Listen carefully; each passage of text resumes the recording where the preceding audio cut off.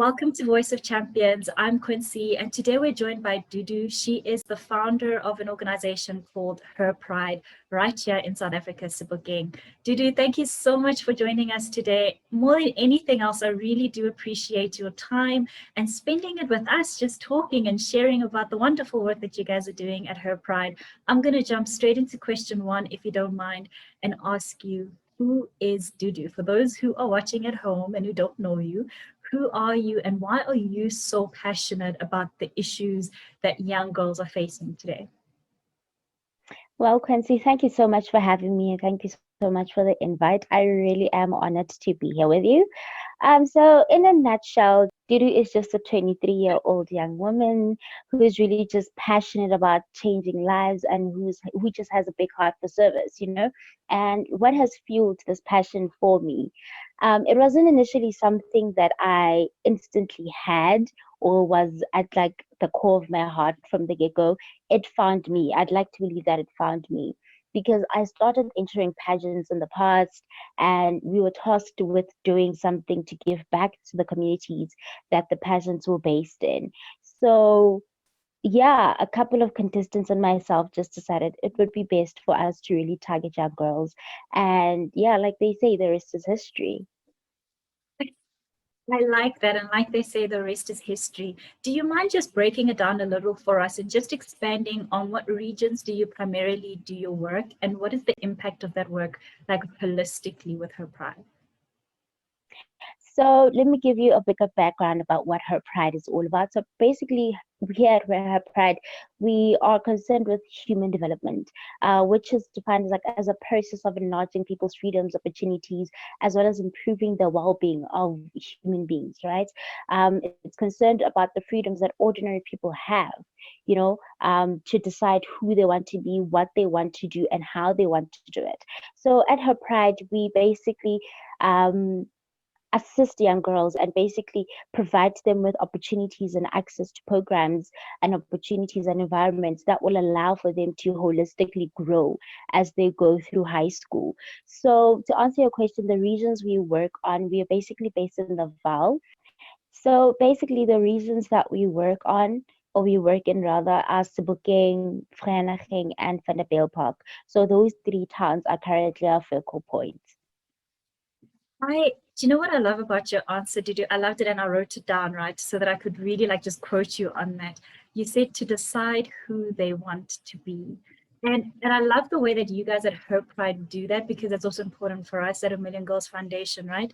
With this campaign that we're doing and in keeping girls in school, it's really about the focal point about the girl, right? And that she is more than just a girl and that she should have the freedom and the opportunities to live a life that is full and fulfilling and that allows her to be just that, to be who she wants to be. Yeah. But what I appreciate about Her Pride in particular is that you guys have a focus. You've got three pillars that you focus on. And you'll tell me if I've got them right. It's education or career development, it's menstrual health, and then it's also mental health. Why did you focus on these three pillars? Like, what was the balance of these three pillars for you? So the balance of, yes, you did get them right. So the balance of these three pillars, it basically came about. We usually used to focus only on doing pad drop-offs. So just have a day, do a pad drop-off and leave it there, right?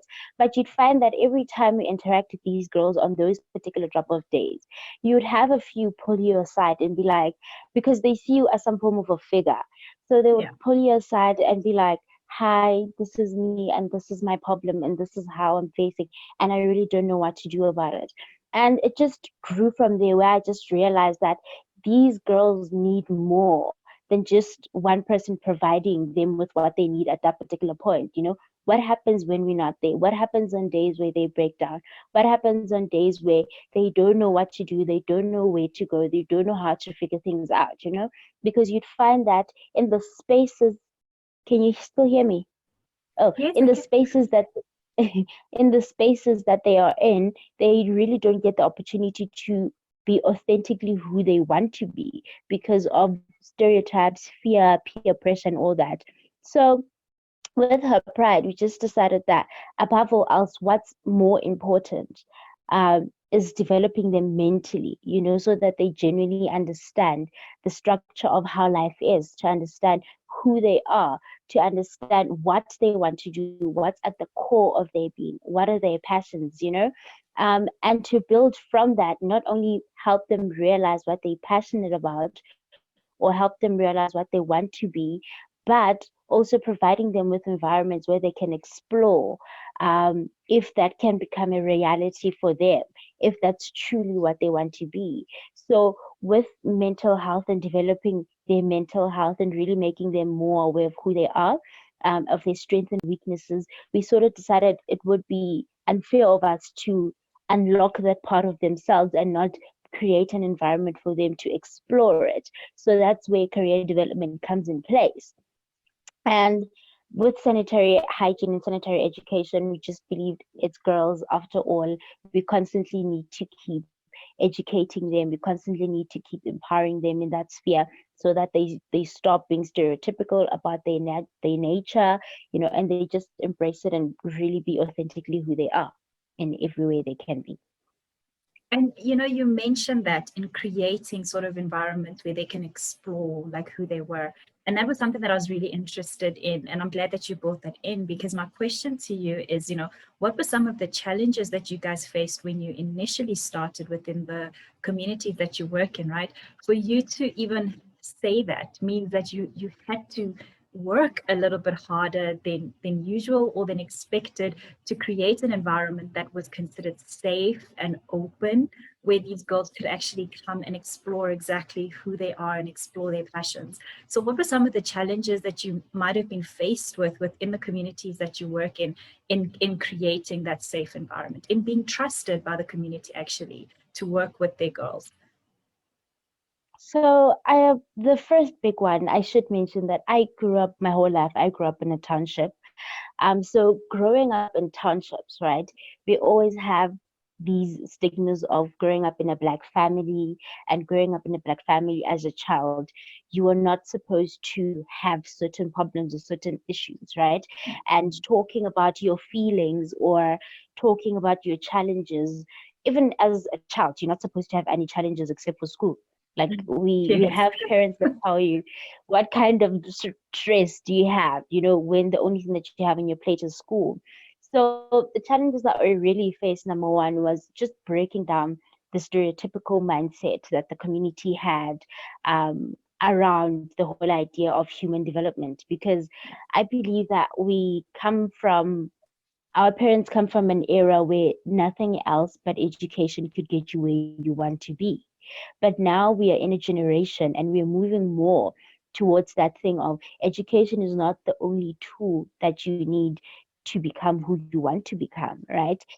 So really just explaining that concept on its own to parents, explaining that whole concept to the schools that we've interacted with, it was a huge challenge because they didn't understand it. Because they just like, yeah, girls they do come to school, they do life orientation, so Yeah. we from our part are doing what we believe is best.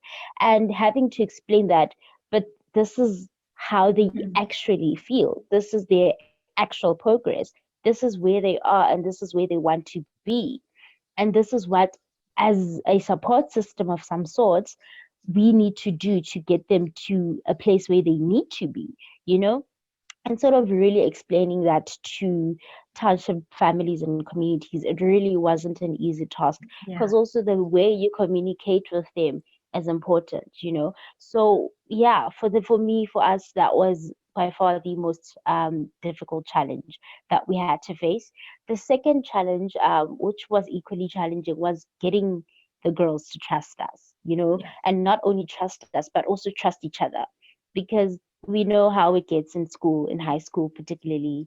Everybody wants to be the cool kid, and sometimes um some people find it very amusing, to be popular, while breaking other people down. So creating a space and an environment where these girls were able to look at each other and be able to say, I can open up about how I feel in my situation and my circumstance because I trust you, you know because there was so much animosity amongst them. So creating that and having them trust each other, and having them trust us with themselves and with their progress. Yeah, it was truly challenging. I think you touched on two very important things there with the challenges that you just described to us. And the first one was the cultural, the traditional stigma of being a child, right? And not just necessarily a girl child, but being a child growing up in an African household or an African culture. And you're spot on there. Like even with us, right? When we grew up, you couldn't have any other problems. Like your job was to go to school, your job was to pass. If you wanted to do extracurriculums, that was great, but that was your job and that was your function. So you couldn't come home and say that you're struggling with certain things. And I think that's where the second challenge comes in, when you said you really wanted, you guys took time in getting the girls to trust one another. And I think that's something that is so important that we don't necessarily take into consideration as like what are considered sort of young adults now, and parents now as well, is that the school ecosystem is an ecosystem on its own. It's not just about going to school. There's so many things that children in school face as well when they're in there that actually hinders the way that they interact with the rest of the world around them. And I think it's so applaudable that you guys are taking the time to deal with that. And you said it in your answer to say, you know what, education is a big, part of giving these girls a platform and making sure that they realize their passion. But it's not the only tool that can do that, which means, for me, I'm interpreting that like, yes, you need education, but you still need to develop your personal brand. You still need to understand who you are. You still need to have mental stability, right? You still need other kinds of support around you. And I'm really glad that your organization is actually doing that. I want to talk a little bit now about, I think, challenge number one that you mentioned, which was the household, right? The challenges that you found at a household level in trying to get parents to understand the issues that the young girls are actually facing. What are some of the topics that you found that you are having to talk about more and more? Like it's a common sort of topic to be discussing. I don't know whether or not you have conversations with the parents as well as with the kids, and you can expand on that for us. But perhaps in the conversations with the girls that you have essentially adopted in the schools, it's what is it like? What are the issues that they're constantly talking about to say, well, I can't go home and talk about this? And how do you deal with that? So we haven't had like the opportunity to like conversate with the parents as of yet. The conversations we have with them are usually when we need permission for Yeah, something, or we need permission for the girls that to makes attend sense. something. Yeah. But with the girls, on the top of the list, I must say the biggest issue that they face is the biggest issue of being misunderstood, the issue of being Mhm. misunderstood. They can't go home and express how tired they are. They can't go home and express that they had a bad day, and Sure. have parents understand why they had a bad day. They can't go home and maybe talk about how a teacher mistreated them, because I, for one, for instance, my mom was a teacher for most of her life, right? And every time I personally used to come home and be like, there's a teacher that did A, B, and C, the first response that she would give me is, what did you do? What did you do? What did That yes, what was your contribution to the problem? So that's a similar thing that they face all the time. That I can't really go home and truly express how I feel, and which is really heartbreaking for me because some of them really live in very toxic households. So they can't express how the toxicity of their home environment is impacting them at school. You'd find that some of them are really taking extracurriculum just to ensure that they go home when it's time for dinner so that they have dinner, do their homework and sleep, wake up in the morning, go to school. yeah. And so how we basically deal with that, for one, I am a big believer in the whole idea that conversations lead to a breakthrough. So encouraging them as much as we can to really talk about what's happening, to journal about what's happening, to really express and not box it in like how they've been taught to box in stuff by society, or how they've rather been conditioned to box in. So just creating those safe spaces where they can be able to talk about how they feel, what's happening at home, how it's impacting their performance at school, how it's impacting how they um interact with the rest of society, Yeah. and what we basically do from that, because of course it's on a case-to-case basis. We usually create and help them create like coping mechanisms. What's Yes. the best way you can cope? What's the best way you can deal with it, because like you said, in African families or in the African traditional culture, it's not easy being a child because your only job is being a child, right?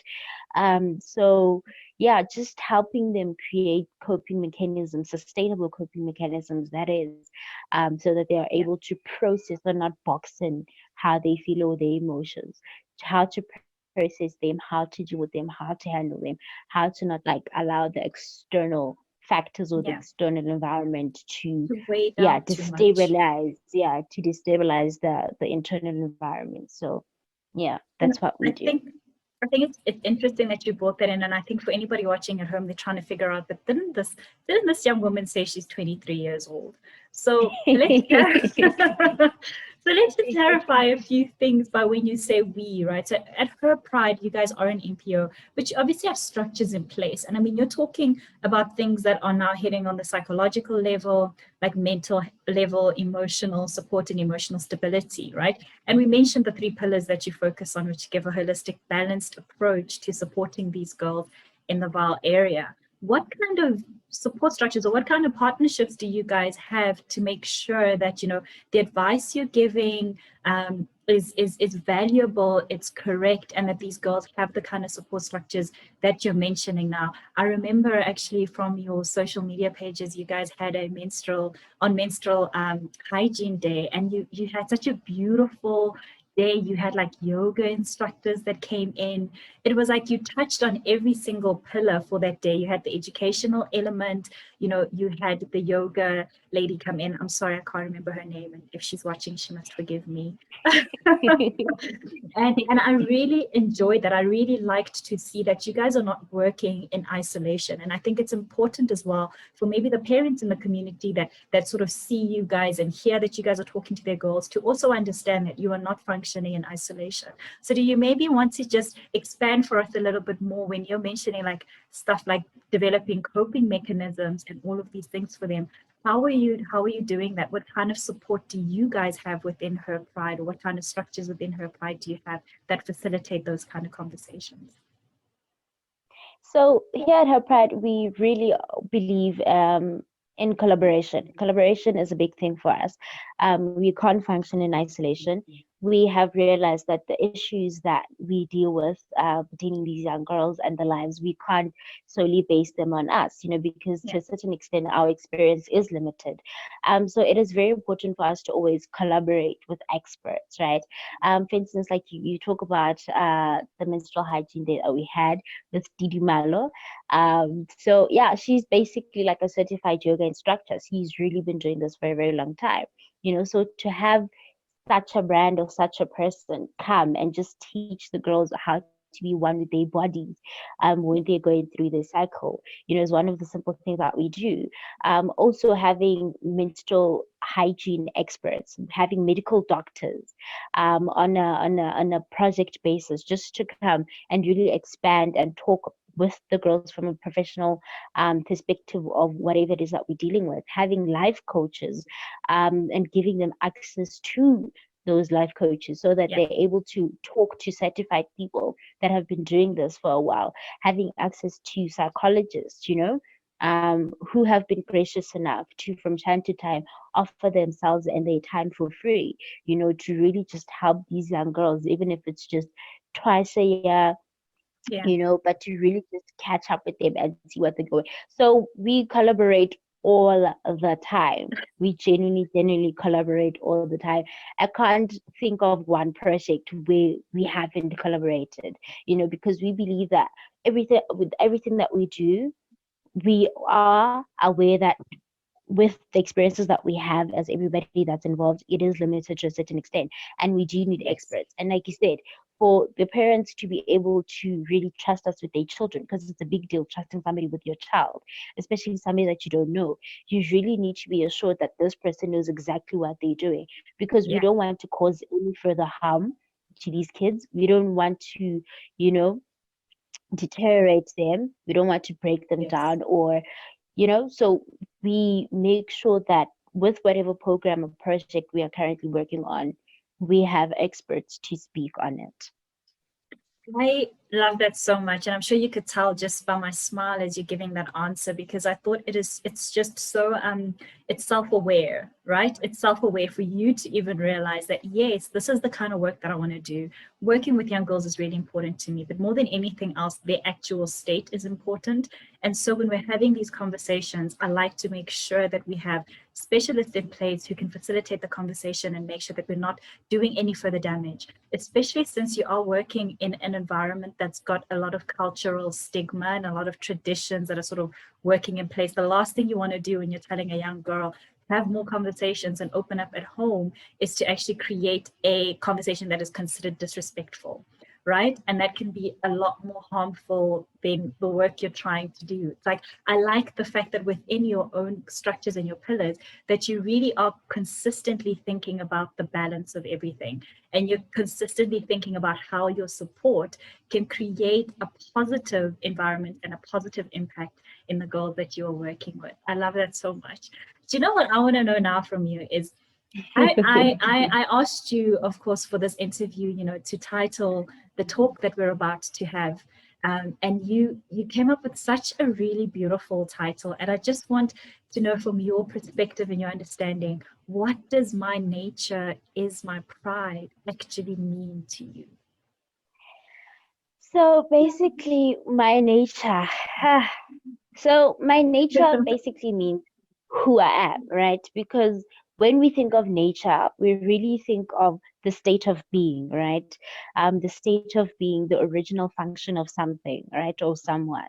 And when we talk about my nature or nature, holistically, the whole idea of nature, we oftentimes equate it to nurture, right? Where people believe, I am who I am because of what's happened to me, or I am who I am because of what I've been taught. And I've gotten to realize that you are who you are because because there's creation. That means that there's a creator, right? You are who you are based on what your creator had created you to be, and that's your nature, right? And we call it purpose, right? Your purpose is your nature. So my nature is my pride, meaning that I take pride in who I authentically am. I take pride in my purpose. I take pride in what I'm supposed to be doing here on earth, because we are here on earth because we all have a purpose of some sort, whether big or small, but we all have a purpose. And I have found that as human beings, or society has conditioned us to believe that you are what happens to you. And I just decided to say, no, no, I'm not what happens to me. I am what I'm created to be, and each and every day I'm going to take those small steps to become who I'm meant to be, because we just believe that purpose is not a destination, but it's everyday living. Yes. Each and every day you have to live it out. It's not a destination. So taking pride in that really just gives you a sense of authenticity, in the sense that you don't have to look at what the next person is doing and say, I want to do that, or you take pride in somebody else's work, but you don't take pride in your own work, because you sort of like want to measure on the Yes. scale of impact, So we just decided to say, my nature is my pride, whether my purpose is there to impact one person, I take pride in that. I fulfilled my purpose. If my purpose is impacting 1,000 people, I take pride in that because it is my purpose. So it is my nature. So it's time for, we just believe that it was time for young girls to realize that who they are, they need to take pride in it and stop trying to change it or accustom it to fit social standards. So basically, my nature is my pride. So whether somebody's comfortable with it or somebody's not, is not It really is, our it is problem. who you are. Yes. It is who you are. It is who you are. It And is who you are. do you know what I like about that in particular? For me, like, it really touched like a personal place in me, especially when you said, when you're pursuing your purpose, you're pursuing authenticity. But not just that, you're also honestly gaining control back of your life. When you're not trying to constantly think about what other people are doing in relation to you, you gain control and you can focus inward and look at that and say, okay, but what have I been placed here to do? What is my calling? what is my purpose? What do I actually want to do with my life and to do it? Is that for me, what was most important about me realizing my own purpose was that I gained control back of my life. And I realized, and it's what you said, right? You are not what happens to you. But for me, I find it's you are how you choose to react and how you choose to incorporate those things into your life. We live in a dynamic world and you can't stop certain things from happening to you at all. But like for anybody who knows my story as well, I experienced sexual trauma when I was in high school. And that literally for that year, I felt stuck. I felt stuck, not understanding, not knowing where do I go from there? Do I stay on course, right, and live my life, or do I let the depression of this state kind of dictate the rest of my life? And that was a big decision that I had to make for myself, because I could have just stopped and literally died in that state. Instead, I decided that I'm not what happened to me, like you said, but rather I am a culmination of who I'm meant to be. And this is just something else that has happened to me. And it took years, right? I mean, when you're dealing with stuff like that, it's not an overnight sort of thing that kind of happens, or an overnight kind of awakening. It does take time, but I think I love the fact that within your structure and within what you're doing at Her Pride, that you're incorporating purpose into your conversation as well, because I think that is extremely, extremely important. We want to know now from you, Dudu, as well, is, one of the pillars that you guys focus on is menstrual health. And with this campaign and trying to keep 1 million girls in school, the focus is just that, right? Is to try and help girls so that they don't have that break in school, going like their counterparts. Boys don't really have this biological occurrence that happens to them every month. So they are afforded the opportunity to really attend school uninterrupted. And but that honestly we mean as far as they can control. We don't mean when teachers go on strike. We don't mean when like the system itself is interrupted. And so that's what we're trying to accomplish, is to keep a girl in school. In your experience on the ground and working with the girls that you've worked with, what is the greatest consequence of girls missing school because they're on their cycle? And how do you support them through that time? The biggest consequence of girls missing school. Wow. Sure, it's disheartening, honestly speaking. It's really disheartening because they get to fall behind, curriculumly speaking. Like they really get to fall behind on their work. And unfortunately now with COVID, things have become slightly more difficult because they don't have the opportunity to catch up, because once the teacher is done with a certain topic, with a certain chapter, that's that, it's done, it's gone. They will see it during exam time. They're not afforded the opportunity to go back to that particular topic and revisit it. So Mm, now they get to find themselves in positions where, as stressed as they are with school, they have to self teach themselves certain chapters. They have to rely on themselves to catch up, and make sure that they are on par. And which is truly unfair because this occurrence just it happens. We didn't choose it, it was chosen for us. So you get to find that it's very disheartening because some of them really just know that I will skip certain chapters and that's okay. Come exam time, I will do the chapters that I studied or the chapters that I knew or the chapters that I understood, because now they're not afforded the opportunity of having extra classes, having tutors, or having the opportunity to have access to the teacher so that they, go back, say, can ma'am, I catch missed up, a certain yes. chapter, a certain topic. Can you help me catch up? They don't, and we find that back home, they don't necessarily live with people that understand or have done the topics or the subjects that they've done. So it becomes extremely difficult for them to really just catch up and be on par and be at the same pace and the same rate and the same standard as the rest of their classmates. So what we do to really just help these girls is that from time to time, if somebody has missed a class, we have various volunteers, right? So sometimes at time to time we work with Golden Key, so they will provide us with mentors. This is on a case to case basis. That is, they will provide us with mentors. And if a girl has missed a topic, if a girl has missed a day, or so we basically pair them up with somebody who's knowledge in that particular area. because most of Golden Key members are varsity students. So pair them up with somebody who's knowledge in the subject that they want, and then that person just helps them catch up. And sometimes you find that these relationships go beyond that particular chapter. You find that it becomes an ongoing relationship of Yes. mentoring and tutoring. Yeah. I think that is so lovely. Like I liked it so much. I almost did a happy dance. Like I like I like the fact that you know what the work you're doing. It is really impactful and it makes sense, right? Like you are not just sort of functioning in this community and trying to give girls sanitary pads or just education on their menstrual cycle, but you've actually thought it out. Like you've thought it out and you said, you know what, this is the kind of support that these girls need right now. And this is what we're going to build so that we can facilitate and provide that kind of support. That gets me so excited. And I'm wondering from you now, because you have an impact in this, what would it mean for you to be able to have an impact? I mean, you see it every day. What does it mean to you to be able to literally have firsthand experience in keeping a girl in school? Like you help, you see it. I remember we've spoken before about this, and you've mentioned they can sometimes call you and say, you know what, this month is going to be a bit rough. It's a bit difficult at home. I won't have access to sanitary pads this month. And are you guys able to help? So you see the consequence of not being able to stay in school, and you also have the solution that works for your community, and you're trying to help them with that, even though it's on a month by month, basis. What does that mean for you to see that and to go, okay, we've kept a couple of girls in school this month? Honestly and truly speaking, it's a bit overwhelming. It's really a bit overwhelming. Um, because I still don't believe it. I feel like I'm in a dream.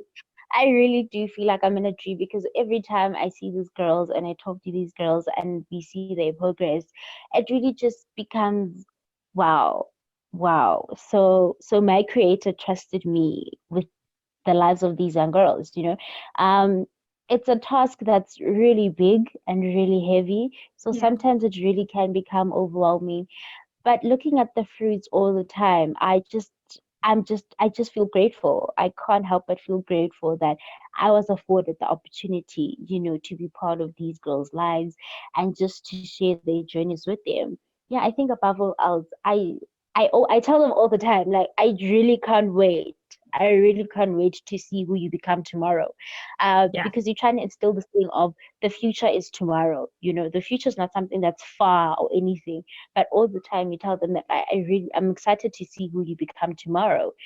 So just seeing them become the best versions of themselves, seeing how happy they become, how joyful they become, how solution oriented they become, seeing now they complain less and they find innovative ways around the issues now.